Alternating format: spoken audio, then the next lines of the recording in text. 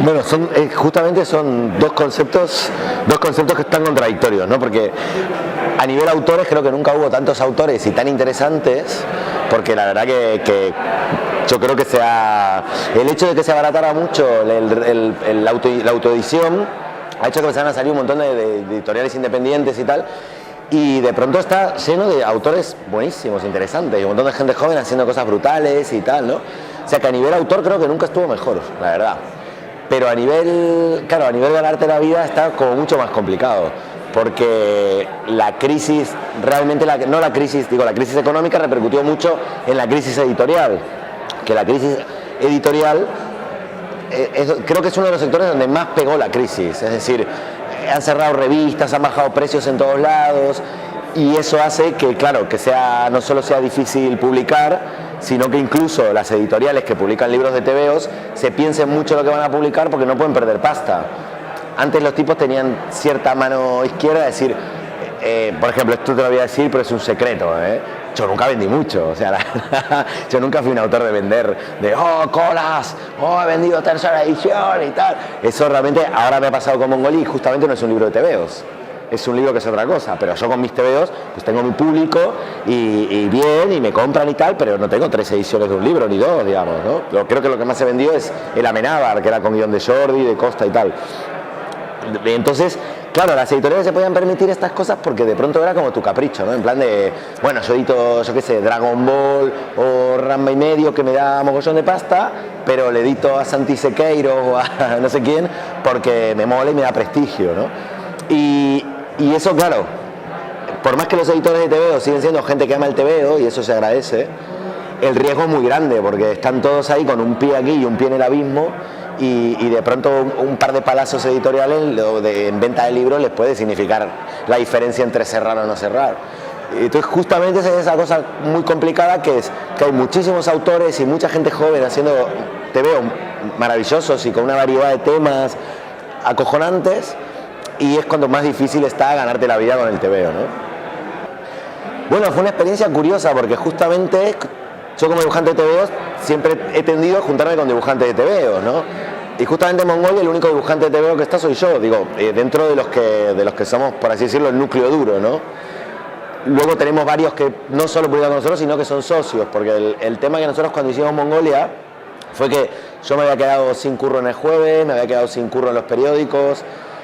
Yo también siempre he hecho animación para tele y me había quedado sin curro y de pronto me encontré que estaba en el paro. O sea, me encontré con 40 años que no tenía trabajo, pero no tenía nada de trabajo. O sea, no tenía ni un puto duro. Por suerte, que esto es algo que yo lo recomiendo mucho a la gente joven, tengo pareja con nómina, ¿no? Con lo cual, hoy por hoy para hacer cultura hay que tener una pareja con nómina, ¿no? O sea, tío, tía, ¿no? Eso es importante, ¿no? Lástima que cuando tú no tienes curro empobreces al otro, porque de pronto con un sueldo tienen que vivir dos. Pero cuando te encontrás con que tú te creías a los 20 o a los 30 que a los 40 serías un autor, que te lloverían las ofertas y que tendrías que decir, habla con mi representante, ¿no? Y de pronto te encontrás a los 40 que no solo no tenés curro, sino que no hay espacio tampoco para ti. O sea, ¿yo qué iba a hacer? ¿Llamar al país de nuevo? En el país no iba a publicar tebeo, digamos. Y no me iban a llamar a mí para publicar tebeo. O sea, había publicado en El País otras cosas, ilustración y tal, y sé el espacio que hay ahí o que no hay ahí. Público ya no existía, cada vez hay menos prensa, tal, y de pronto me encontré con que no solo no tenía curro, sino que tampoco sabía dónde llevar mis dibujos, es decir, y era una situación muy jodida, ¿no? Pero por suerte con estos amigos que son un director de arte que es Rafa Carballo, con los dos Eduardos que los dos venían del periodismo cultural, Pera Rusiñol que viene del periodismo político y Gonzalo que es abogado, veníamos ya haciendo una revista que queríamos hacer basada en revistas que ya existen, ¿no? Digamos, basada en Le Canard Enchaîné de Francia, en la Barcelona de Argentina, en The Onion, incluso por más que no tenían ese costado político y no era en papel, aquí estaba El Mundo Today, antes había estado El Papus, Hermano Lobo. Lo que sí queríamos, ¿no? Acercarnos al Jueves, porque El Jueves ya tiene tantos años y es tan, digamos, es una publicación mítica, ¿no? Digamos, del kiosco español, y entonces intentar hacer lo mismo significaba no solo estar abocado al fracaso, sino que es como, yo qué sé, como enfrentarte contra el Coloso de Rodas, no podíamos, ¿no? Entonces decidimos que fuera algo escrito, que mezclara periodismo real, independiente, y la experiencia fue que, y esto es lo positivo, ¿no? La experiencia fue que cuando empezamos a juntarnos a hacerla, antes de quedarnos todos en paro, porque adelantamos la publicación porque de pronto nos quedamos todos en paro, porque tanto Rapa como Pera venían de público, Edu también se había quedado en paro, el otro Eduardo Bravo también.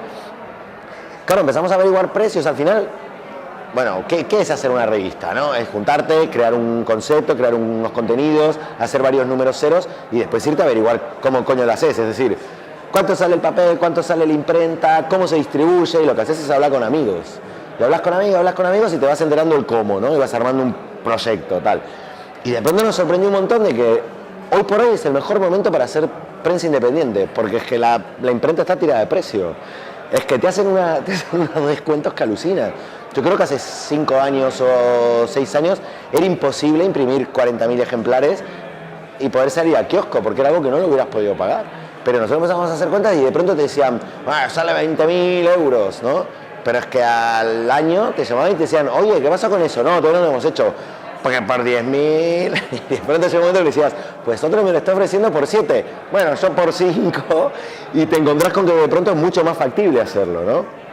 Y encima, siendo 6, que todos vienen del mundo de la prensa, pero que hay algunos que vienen de otros sectores, vas juntando como, pues yo sé de papel y imprenta, no, pues yo sé distribuidora porque en una revista estaba, tal. Y entonces nos juntamos, la empezamos a hacer, y el tema de cómo financiarla fue que empezamos a hablar con amigos, que de hecho los amigos son nuestros colaboradores, básicamente, y decirle, bueno, mira, necesitamos tanta guita para poder tener 6 meses de imprenta, o sea, no, ni sueldo ni hostia, 6 meses de imprenta.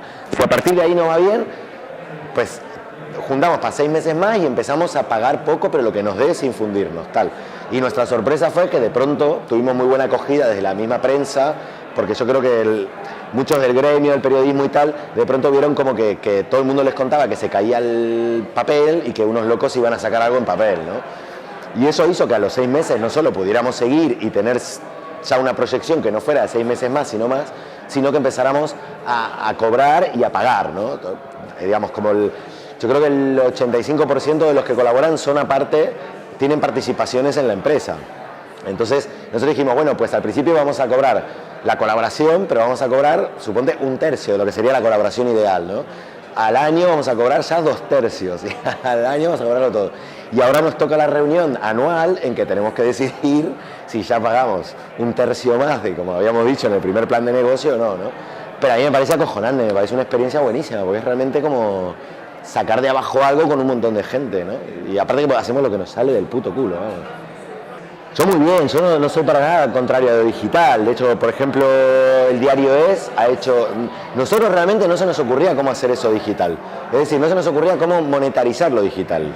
Sí, nosotros no solo queríamos hacer una revista independiente, porque eso ya lo queríamos de antes, sino que necesitábamos intentar buscar una salida laboral, porque estábamos todos sin curro y no encontrábamos espacio. Entonces, y ninguno de nosotros sabía cómo monetarizar lo digital. Entonces no se nos ocurría cómo monetarizarlo y nos parecía que algo digital, ¿no? Digamos, te exige, no haces 40, la gente dice, pero hacen una revista entre 6, que somos más, porque entre los colaboradores pues seremos más de 6, aunque 6 hacemos la gran parte de logística, imprenta, tal, somos más, ¿no? Pero 40 páginas en un mes, pero si tú haces algo digital, tienes que estar, es como un monstruo digital, tenés que alimentarlo todos los días le tenés que meter contenido.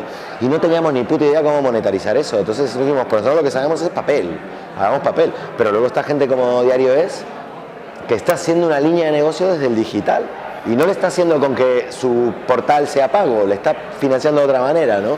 Entonces a mí me parece que está de puta madre el digital, solo que nosotros no sabemos cómo hacerlo, ¿no?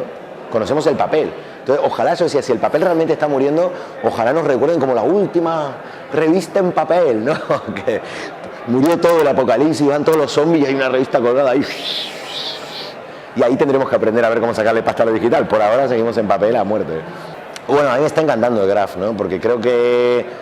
Esto lo explicaba antes en la charla que teníamos, que a mí me parece que el Salón del Cómic de Barcelona, que hay un tipo de cómic que es el cómic que leemos los que hacemos cómic, que es el cómic que nos hemos criado, que es el cómic de autor, cierta línea underground o cierta línea más artística, o sea, un montón de líneas del cómic que hay, que de pronto han ido perdiendo espacio y terreno por ser un poco más minoritarias que la gran industria del cómic, ¿no? Que son superhéroes, esos son mangas, que ojo, que los defiendo y me encantan, no estoy para nada diciendo que eso esté mal, al revés, me parece que está de puta madre y que genera una industria y que genera un montón de cosas que están buenísimas, incluso a mucha gente le sirve de primer paso, ¿no? Muchos chavales que empiezan leyendo eso terminan por ahí con 20 años leyendo otras cosas. Pero sí que cada vez en el Salón del Cómic yo iba viendo que el tipo de cómic que nosotros hacemos o que a nosotros nos gusta iba iba teniendo menos espacio, ¿no? Menos espacio, cada vez estaba más arrinconado. Y casi que en los últimos años está casi desaparecido, ¿no? Si no fuera por los libros que las editoriales promocionan, es muy difícil para un fanzine alquilar un stand porque es muy caro, es muy difícil para una nueva publicación ponerse. Y lo entiendo porque ellos tienen que tener una línea de negocio y tienen que mantener todo eso y me parece bien, pero siento que faltaba ese otro espacio para el cómic que a mí me gusta. Y realmente creo que en el Graph está ese tipo de cómic que a mí me gusta, ¿no? Y que se crea un rollo familiar que a mí me mola porque también es un rollo que hace muchos años sí que lo conseguías estaba en las fiestas del salón o cuando estaba en la estación de Francia y tal, en el bar en la cafetería de la estación, y que de pronto esto con los gigantes que he hecho del salón se fue perdiendo, ¿no?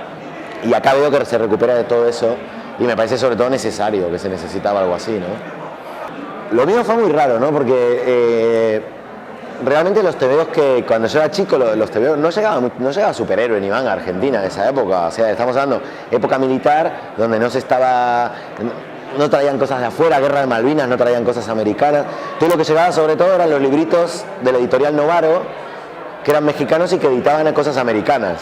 Entonces lo que yo leía, que es muy freak, es muy freak, es Pequeña Lulú, Popeye, y yo creo que se nota porque en el fondo siempre te queda lo que leías de chico, ¿no? Entonces a mí realmente mi primera influencia cuando era chaval, era sobre todo el cómic americano. Por ahí un Shazam, que era Capitán Marvel, ¿no? Pero que llegaba como Shazam y tal. Pero eran todas cosas muy así, muy dispares. Shazam, Pequeña Lulú, Popeye, y yo qué sé, y alguna cosa más, y poco más, Y devorábamos esos libritos de Editorial Novaro, y de hecho creo que lo que más nos influenció de todo eso son las publicidades de Editorial Novaro. Como Charles Atlas de, eres un alfeñique de 44 kilos, ¿no? Vente a la academia, no sé cuánto, tal. Y después de eso en la adolescencia sí que empieza a venir el nuevo cómic, a partir de España. Y yo me acuerdo que lo primero que me compro desaforado, que venía como con 2 años de retraso, fue la Totem. Me compraba la Totem y miraba como, y la Metal Hurlant, la edición española también, entonces me leía Moebius, tal, y en la Totem me acuerdo que también, que miraba a Carlos Jiménez, y después ya cuando salió el Víbora, pues claro, para mí justo me agarró en la adolescencia con el punk rock y tal, y para mí el Víbora era como mi sueño, ¿no? Leer el Víbora era como, ¡ah! Sí, cuando vine a Barcelona en el 96 conocí a Gallardo en una exposición y le dije, yo me acuerdo que en el Víbora publicaban a todos los que me gustan ahora, o sea, es decir, a Charles Bunz, Spiderman, todos ya estaban publicándose en el Víbora, ¿no? Y eso, estaba Max, Gallardo, Mediavilla, todo lo que es la línea que a mí me ha influenciado. Entonces lo conozco a Gallardo y le digo, Miguel Gallardo, ¿no? Tú y Art Spiegelman son mis 2 autores extranjeros preferidos. No, y Gallardo me mira y me dice, pero ¿cómo extranjero? Joder, yo soy de aquí. Y le digo, no, claro, perdona, es que yo no soy de aquí, claro. Pero yo me leí en la misma revista y para mí, claro, en autores extranjeros, ¿no? A mí Gallardo me marcó mogollón, y Max también. A mí toda esa línea del Víbora y por supuesto Robert Crumb. Todos queríamos ser Robert Crumb, solo que yo no dibujo también como Robert Crumb, entonces. A un niño pequeño, pues yo por ejemplo, yo creo que Winsor McCay se aguanta perfectamente, que le das ahí el Little Nemo y que es algo que todavía los niños de hoy pueden perfectamente entender y tal, ¿no? Luego Tezuka. Yo soy hiper fan de Tezuka y me parece que Tezuka, por ejemplo, es algo que es muy marciano y muy... Claro, yo lo veía de chico, porque otra cosa que me influenció mucho fue Astro Boy, Heidi, todo lo que... Bueno, Astro Boy no era de Tezuka. Sí, Astro Boy sí era de Tezuka, perdón. Astro Boy era de Tezuka, ¿no? Sí, sí. Joder, el Alzheimer, que ya con 40 y pico se te va la pirola mal. Y Mazinger Z a mí me influenció mogollón también, por ejemplo. El problema es que a mi generación el manga le influenció mucho en la tele, no en el tebeo, porque no llegaban los tebeos. Pero, hombre, cualquiera que de mi generación que dibuje y que diga que no miraba Mazinger Z es que está mintiendo, porque todos veíamos Mazinger Z, ¿no? Oye, algo que yo era re fan era Meteoro, Machagogo, no, buenísimo. Y yo creo que, por ejemplo, no, y Miyazaki, joder, yo creo que Miyazaki, eso es no las películas, digo, por ejemplo, Náusica y tal. Bueno, lo leí hace mucho, pero yo creo que si tuviera un hijo de 13 y tal se lo daría y fliparía pepinos, Sí, sí.